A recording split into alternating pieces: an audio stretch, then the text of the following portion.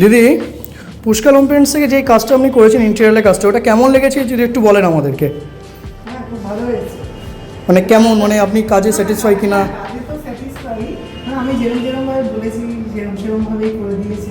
আপনার তো 3টে কাজ হয়েছে, মানে মডেলার কিচেন হয়েছে, আর মন্দির হয়েছে, আর ফল সিলিং হয়েছে। মোটামুটি আপনার কাজের মধ্যে সবচেয়ে বেস্ট কোনটা লেগেছে ভালো?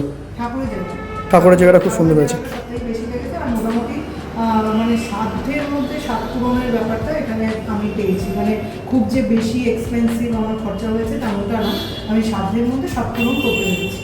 আর মোটামুটি আপনার মানে কাজ স্যাটিসফাই হয়েছেন তো?